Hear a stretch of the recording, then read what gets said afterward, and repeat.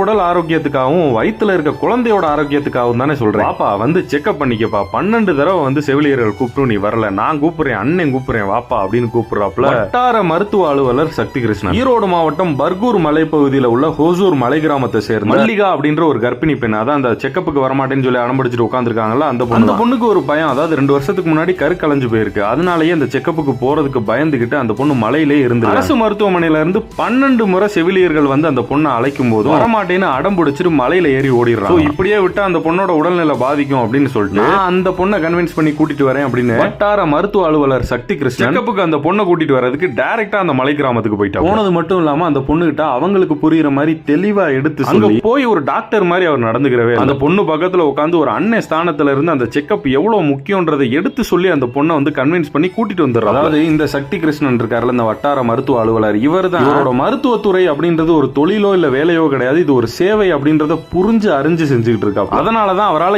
இறங்கி அந்த சேவையை செஞ்சு முடிக்க முடியும். உண்மையிலே இந்த மனுஷனுக்கு மனமார்ந்த பாராட்டு.